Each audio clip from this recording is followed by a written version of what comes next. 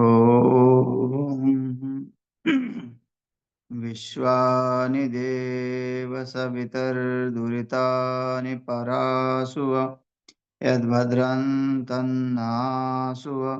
ॐ शान्ति शान्ति शान्तिः। वसुदेवसुतं देवं कंसचाणूर्यमर्दनं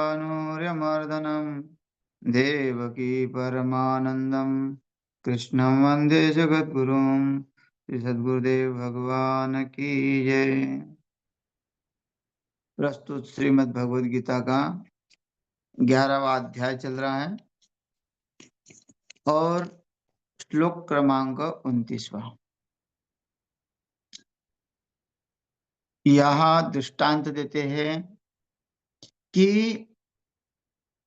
जैसे पतंग होता है, बताओ, वो पतंग दिए को जैसे झपट लेती है और अपने मृत्यु को प्राप्त होती है, वैसे ही जीव जो है अपने मृत्यु को प्राप्त हो रही है भगवान के मुख में जाकर। जीवन पतंग जैसा बन रखा है। यहाँ पतंग का दृष्टांत क्यों दिया, उदाहरण क्यों दिया? क्योंकि जो दिखता है, जो चमकता है, वो हमारे हित में ही होगा ऐसा नहीं है। क्योंकि संसार जो है चमक रहा है, दिख रहा है, बड़ा आनंदित दिख रहा है। जब उसके पास जाते हो, जब उसका अनुभव करते हो तो जल जाते हो। तो ये जीवन कैसा है? उस पतंग के जैसा है। वैसे काल के मुख में सब तो जा रहे हैं, है ना? या फिर विषयों को जो पतंग का दृष्टांत याद दिया है, यथा प्रदीप्तम ज्वलनम पतंगा विशन्ति नाशाय समृद्ध वेगाः तथैव नाशाय विशन्ति लोकास् तवापि वक्त्राणि समृद्ध वेगाः। है ना? यथा प्रदीप्तम ज्वलनम पतंगा, सबसे बड़ा दृष्टांत दिया है कि पतंग जो है वो किसी ना किसी लालच के वश ही तो उस दिए को प्राप्त करता है। तो ये जीवन जो है ये किसी ना किसी लालच उसमें रहते हुए वो अपने मृत्यु को प्राप्त कर रहा है। नहीं तो मृत्यु कैसी होनी चाहिए?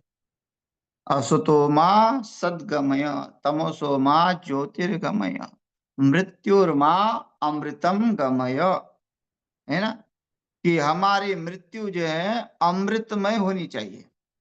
जिस समय पता चलता है कि ये मृत्यु इस शरीर की होनी है, इस संसार को छोड़ के जाना पड़ता है, तब परीक्षित जो है पूर्ण रूप से चेतन हो जाते हैं। पता चल गया 7 दिन में मृत्यु आने वाली है, वैराग्य चढ़ गया। गौतम बुद्ध को पता चल गया कि ऐसे लोग मरते हैं, प्रेत बनते हैं, अस्तित्व समाप्त होता है। तो पता चलने के बाद तुरंत वैराग्य आ गया। तो ये शरीर का कोई तो भरोसा है नहीं, शनि भंगुर है। और उस शरीर के मोह माया में पड़ के, विषयों के अधीन बना के, विषयों के बंधन में रह के हमने उस शरीर को समाप्त कर दिया है, उस पतंग की तरह।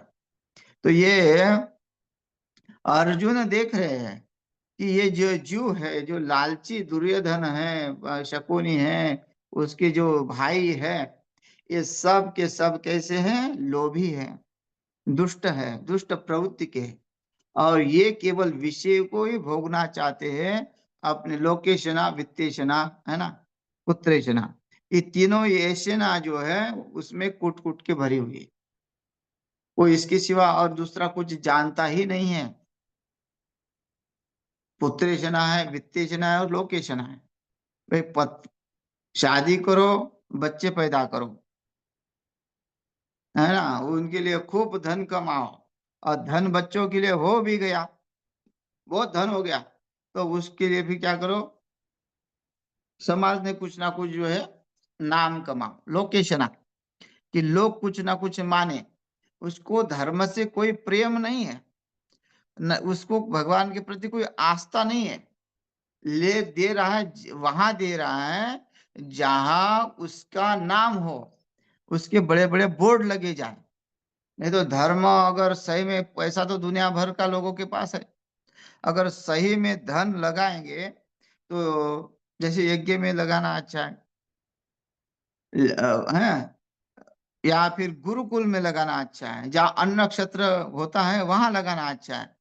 हाँ, लेकिन स्वयं करके साधु, रामानंद जी कहते हैं, वे साधु के हाथ में तो दे रहे हो, साधु का सहारा लो, साधु को साथ रखो, लेकिन स्वयं आके स्वयं करो। हाँ, साधु तुम्हारा नौकर नहीं है कि तुम उसके पास पैसे दो के दे के जो है तुम्हारा सब काम करे। तो स्वयं का पुण्य स्वयं कमाना है।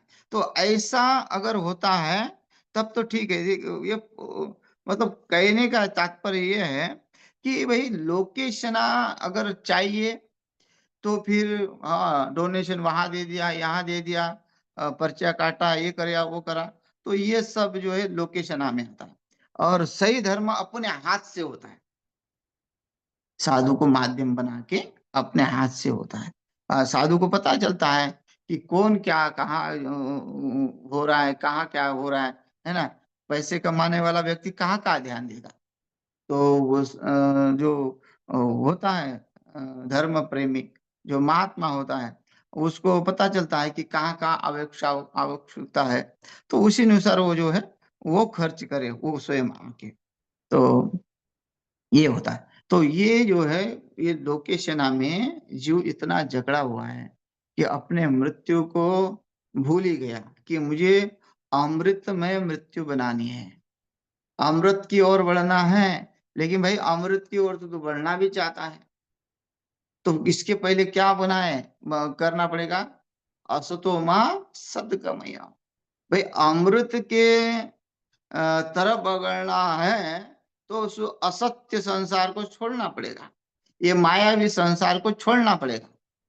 माया से जो घेरा हुआ है, विषय में जो झगड़ा हुआ है, उसको तुमको निर्णय करना पड़ेगा कि ये सही नहीं है, असत्य है ना, असतो माँ सद्गमय।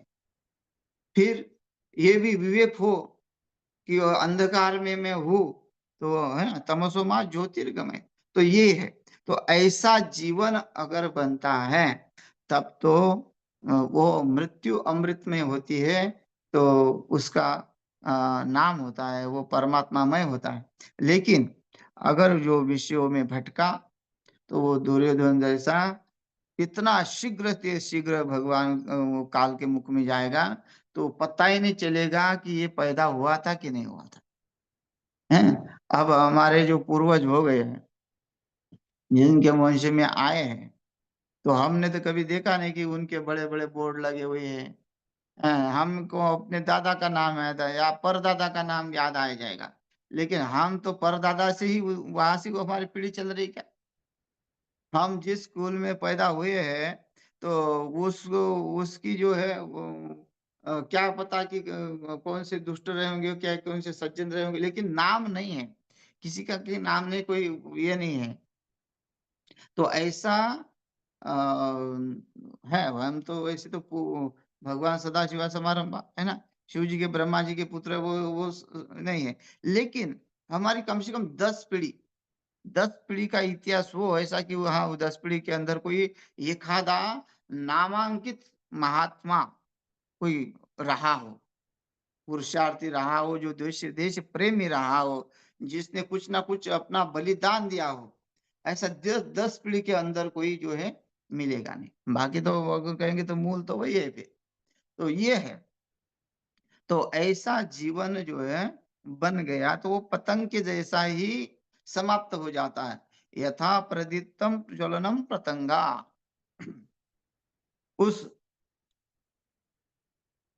दीपक को लिपट लिया, क्योंकि उसमें बड़ा प्रकाश दिख रहा है, उजाला दिख रहा है, उसके आसपास जो है कि लगता है उसको इसमें कुछ होगा। लेकिन जैसे ही उसको लिपटता है, वैसे उसका नाश हो जाता है। विशन्ति नाशाय समृद्ध वेगः, समूल नाश हो जाता है उसका।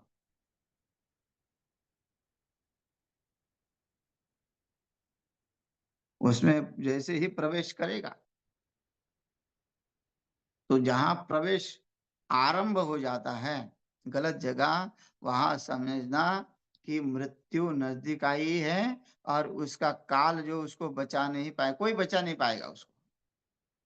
जब वो उसकी ओर बढ़ रहा है, जैसे व्यक्ति पाप की ओर बढ़ रहा है, लोभ की ओर बढ़ रहा है, अहंकार की तरफ बढ़ रहा है, अहमता ममता में जकड़ रहा है, तो समझना है कि अब उसमें उसका प्रवेश हो गया। इसलिए ये सत्कर्म हमेशा करते रहना पड़ेगा। हाँ, यज्ञ दान तप कर्म न त्याज्यम कार्य में वो तो क्यों कहा है कि भाई इसको छोड़ना ही नहीं है। जैसे तुमको दिन भर दिन में भोजन की आवश्यकता पड़ती है, आराम की आवश्यकता पड़ती है ना? वैसे ही ये जीवन में यज्ञ दान तप कर्म ये तुमको करना ही पड़ेगा। इसको छोड़ नहीं सकते। हाँ, इसको छोड़ के फिर और भी कोई भी काम करो, कोई दिक्कत नहीं है। लेकिन जीवन में जो दिनचर्या लगाई दी है, उसको छोड़ के केवल उस पत्थरों के पीछे भाग रहे हैं, तो वो जो है कहते हैं कि फिर उस विशंति नाश आए। उसमें प्रवेश हो गया नाश होने के लिए। है ना? स्मृते भ्रंशात् बुद्धि नाशो, बुद्धि नाशात् प्रणश्यति। स्मृते भ्रंशात्, स्मृति क्या है? कि मैं कौन हूँ? कहाँ से आया हूँ? है ना? अगर ये सब भूल गया, तो बुद्धि का नाश हो जाएगा। उसको सोचेगा मैं कहीं से आया नहीं, मैं अभी जन्मा हूँ और इतना ही सुख है, जीवन जी लो बढ़िया। हाँ, यावत् जीवत् सुखम जीवेत, ऋणम कृत्वा घृतम पीबेत।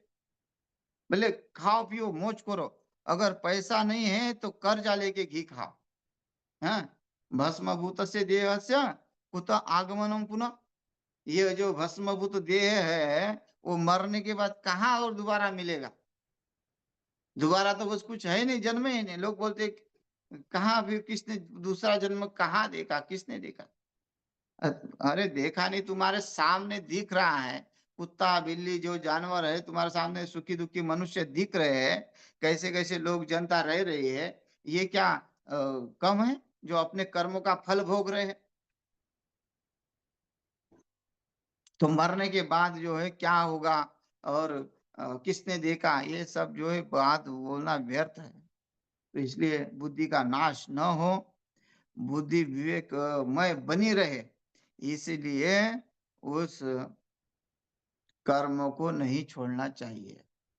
वैदिक कर्मों के अनुसार हमारा जो कर्तव्य बनता है, वो ऋषि मुनि को याद रख के, क्योंकि ऋषि मुनि ने किया तो गलत तो क्या नहीं। ऋषि मुनि जिस मार्ग से गए हैं, उस मार्ग में जाने में ही कल्याण है।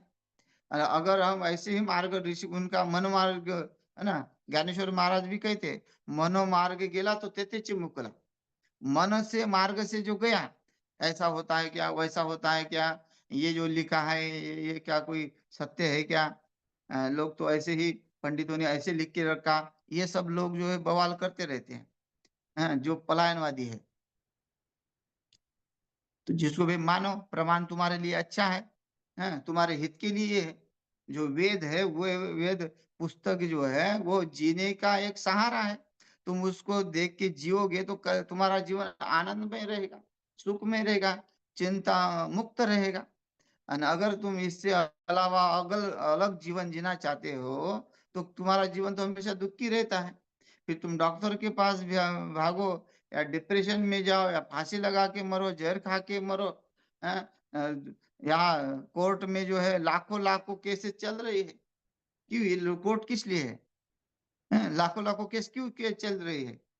क्योंकि कहीं ना कहीं जो है उल्टा पुल्टा दिमाग हो गया है, और उस उल्टे पुल्टे दिमाग से जो है ये सब कार्य हो रहे हैं।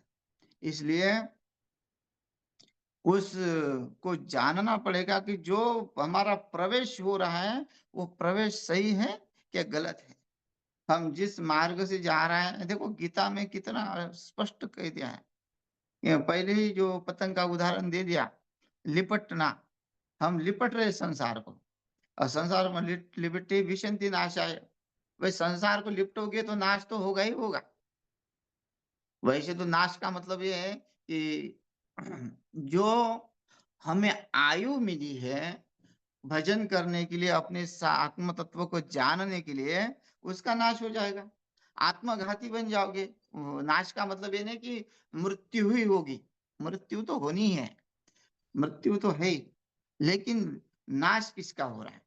नाश वो हो रहा है कि अपने साधना का। हमारे हम हमें जानने का जो है एक सौभाग्य मिला था। ये जो शरीर जो मिला है, शरीर माध्यम खलु धर्म साधनम, ये जो शरीर है वो साधन के लिए ही मिला हुआ है। साधन भजन करो, इसी में ही हमारा जो है कल्याण है। देखो, रसगुल्ले खा के भी जीवित हैं। अच्छा, रसगुल्ले खाने वाले कोई बीमार नहीं होती, ऐसा तो है नहीं। और जो बिना लहसुन प्याज का भी भोजन कर रहा है, सादा, नमक कम, मिर्ची कम, वो भी तो अच्छा जी रहा है। अच्छा, ऐसे ही लोग जो है देखे गए कि योगी बने हैं और काफी साल तक जीवित रहे, 100 साल से भी ज्यादा जीवित रहे। फिर तुम आनंद किसके लिए ले रहे हो? अगर जीवित रहना है, अच्छा, उसमें बीमारियां भी कम, सादा खान पान खाओ तो बीमारियां भी कम, तेज तरारा खाओ तो बीमारियों को बढ़ावा, पेट पेट फूल रहा है, गैस बन रहा है, और दुनिया भर की बीमारियां जो है लगी हुई है। तो क्यों? क्योंकि खान पान बदल गया। खान पान क्यों बदल गया? कि बुद्धि बदल गई है। बुद्धि जहां भाग रही है उसी के पीछे भाग रही है। इसलिए तो भीष्म पितामह कहते हैं कि भाई बुद्धि, ये जो मेरी पुत्री है ना, आप हमारे पुत्री से विवाह करो। भगवान श्री कृष्ण को कहते विष्णु सहस्त्रनाम में। भगवान कहते, धर्मराज कहते कि हमें तो पता ही नहीं था कि हमारे जो है भीष्म पितामह शादीशुदा है और इनको पुत्री भी है। भगवान कहते ऐसा नहीं है, वो अपने बुद्धि को पुत्री कह रहे हैं कि अपनी बुद्धि को परमात्मा आप स्वीकार करो तो हमारी बुद्धि इधर उधर भागेगी नहीं। तो ये है कि जब हम भर ये बुद्धि को अगर परमात्मा की तरफ लगाएंगे, ईश्वर के भक्ति में लगाएंगे, उसके स्मरण में लगाएंगे, अपने कर्म को न छोड़ते हुए, ऐसा नहीं है कि कर्म को छोड़ो और वही काम को नहीं, कर्मों को, सत्य कर्मों को करते रहना है, वैदिक कर्मों को करते रहना है, लौकिक कर्मों को भी करते रहना है, और अपने जीवन को उज्जवल बनाना है कि हम उस पतंग के जैसे ही नहीं समाप्त हो जाए, फिर हमारा अस्तित्व पूर्ण रूप से समाप्त हो जाएगा।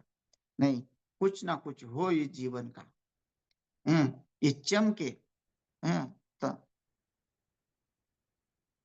तमसोमा ज्योतिर्गमय, ये अंधकार में है, ये इसको ज्योतिर्मय हम बनाएंगे। तथैव नाशाय विशन्ति लोकाः, इसी तरह लोकों का भी नाश होता है। देखिए आगे उदाहरण उसी में, पहले तो पतंग का दिया, फिर उसको कहते कि देखो ऐसे ही लोगों का नाश हो रहा है जो विषयों में झगड़े। तथैव नाशाय विशन्ति लोकाः, उसी की तरह, तथैव उसी की तरह, जैसे पतंग लिपट के मर गया, वैसे ही संसार के जो जीव है वो उसी में लिपट जाते हैं। अच्छा, जिसको विवेक नहीं है, जो पशु पक्षी है, उनका क्या है? वो एक दूसरे को लिपट के मर जाते, खा एक दूसरे के ऊपर हावी हो जाते हैं, तो उसका उनके बुद्धि पास है ही नहीं। और अगर हम जीव होके, हमको अच्छा जीवन मिला है, जीव तो नहीं, हमको जीव होने के बाद हमको जीवन भी मिला है। अच्छा, जीव को जीवन नहीं मिला है, जो पशु है उन वो केवल जीव है। जीव संसार में सब है, जिसमें चैतन्य है वो जीव है। लेकिन वो जीव अगर जीवन को जीता है बराबर, जीवन को धर्ममय जीता है, तो वो ही जो है जीवन कहलाता है। तो ये जो पतंग है उसका तो जीवन नहीं है, वो जीवन उसका समाप्त है। तो कहते तथैव नाशाय विशन्ति लोका, ऐसे ही लोकों का नलोकों में ऐसा नाच हो रहा है। कहने का था स्तवापि वक्त्राणि समुद्र वेगः।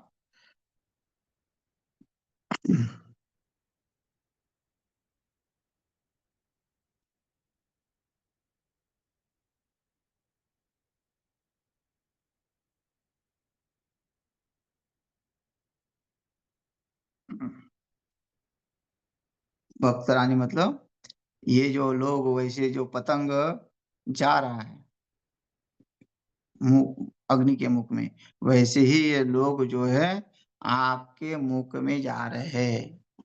आपके का मतलब है काल के मुख में, ऐसे कहते हैं। उनका कोई जो है अस्तित्व है नहीं। अगला श्लोक कहते हैं लेलीहसे ग्रसमाना समन्ता लोकान् समग्रान् वदने ज्वलद्भिः तेजोभिरापूर्य जगत् समग्रं भासस्तवोग्रा प्रतपन्ति विष्णोः समग्र समग्रान्, है ना, समग्रान् संपूर्ण लोकान्, लोकान् जलद्भिः वदनैः, कहते हैं कि संपूर्ण लोकों को प्रज्वलित मुख द्वारा ग्रसमाना समन्तात लिए से विष्णु हो ग्रस करते हुए आप सब ओर से बार बार चाट रहे हैं, हे विष्णु। अब भगवान श्री कृष्ण को वहां श्री कृष्ण नहीं कहा, विष्णु कहा। और दूसरी बात यह है कि क्या कह रहे हैं, ले लिए से, ले लिए से का मतलब बार बार चाटना। जैसे पशु खाते हैं, है ना, तो अपने आप शरीर को भी चाट लेते हैं। जैसे बिल्ली चूहा खाएगी तो पूरा हाथ पैर सब करेगी और पानी से नहीं धोएगी। देखो खा तो लिया उसने चूहा, लेकिन बिल्ली को देखिए पूरा चाट चाट के साफ कर देगी। वैसे ही जो है वो लोगों को, संपूर्ण लोगों को अपने मुख में लेके लोगों को प्रज्वलित जलद भी प्रज्वलित मुख द्वारा ग्रास करते हुए, खाते हुए और चाट रहे हैं। ऐसे जैसे कि उनको, जैसे हमको खाने में आनंद आता है ना, कहीं के लोगों को बड़ी तेज से भूख लग गई, भूख लगने के बाद अ, कटोरी भी चाट लेते हैं। कटोरी में उंगली घुमा घुमा के वो पूर्ण रूप से जो है निकाल लेते हैं उसका, बिल्कुल नहीं छोड़ते, और उसके बाद धो धा के भी पी लेते हैं। तो ऐसे ही, अरे क्या कहते हैं,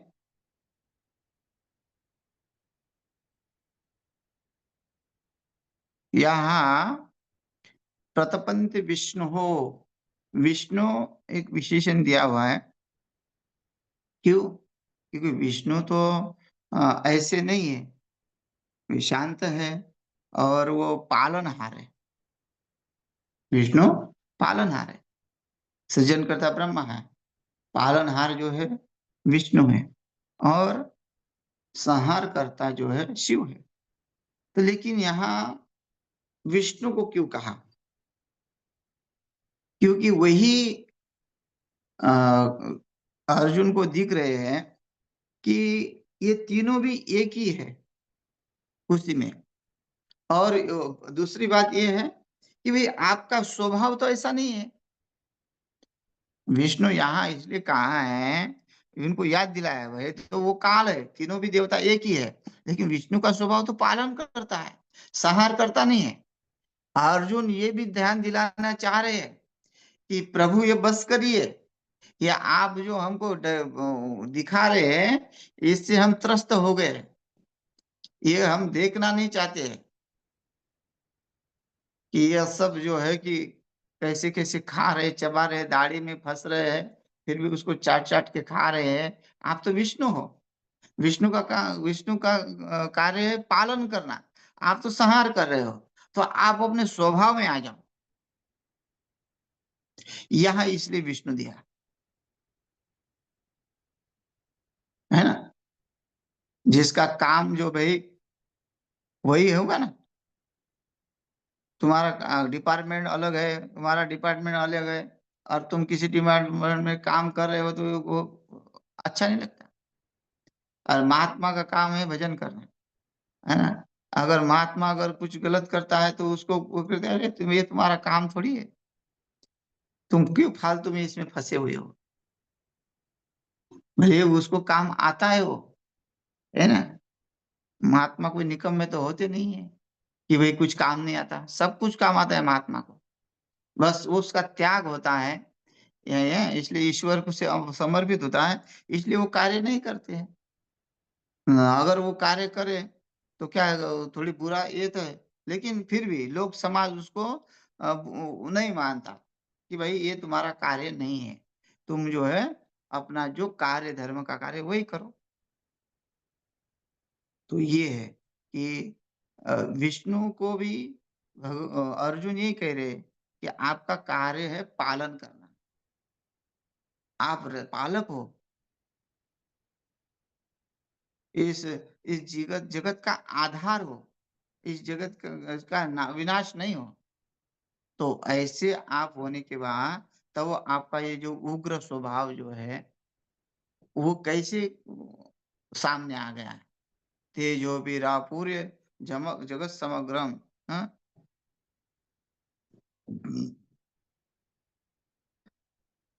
लोकान समग्रान वदने ज्वलब्धि। यहाँ इतने आग बबूले हो गए हैं, सब लोगों को जलाकर खाक कर रहे हो। तेजो वीरा पूरे जगत समग्रम, हैं? जो तेज के द्वारा परिपूर्ण करके तपा रहे हो। इतना कोई तपाता है? इतना कोई त्रस्त करता है? तो ये तो कर्म का फल है। गरुड़ पुराण में कैसा-कैसा लिखा हुआ है। कैसे-कैसे कड़ाइयों में तलते हैं, कैसे-कैसे यमदूत उनको यातनाएँ देते हैं। तो गरुड़ पुराण पढ़ेंगे तो रोंगटे खड़े हो जाते हैं। डर लगने लगता है। कई लोग तो गरुड़ पुराण पढ़ते ही नहीं है, क्योंकि जहाँ तो कहीं न कहीं तो मनुष्य पाप करता ही है, तो उसको पता चलता है कि इस पाप की ये सज़ा है। फिर बोलता है काल्पनिक है, फिर बोलता है अरे ये सत्य थोड़ी होता है, ऐसा थोड़ी होता है। कढ़ाई में कोई तला जाता है, भूखा उसको रहा जाता है, तो कितने बड़े-बड़े हैं, रव-रव कुंडों में उसको ढकेला जाता है।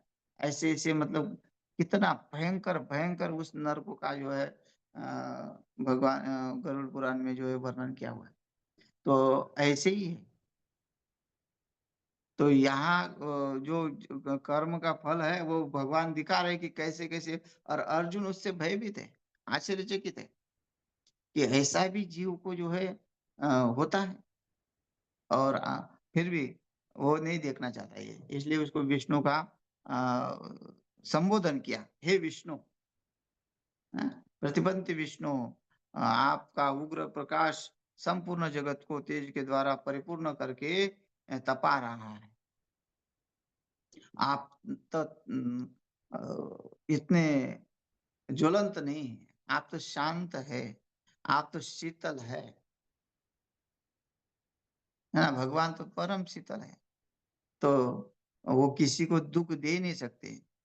तो इसलिए ये अर्जुन उसकी स्तुति कर रहा है जो काल रूप में है और उनको समझा रहा है कि आप अपने स्वभाव में पुनः आइए, वापस आइए, हमको ये नहीं देखना है। तो ये 2 श्लोक के ऊपर चर्चा हुई है। शेष चर्चा अगले श्लोक के ऊपर कल करते हैं। हरि ओम तत्सत।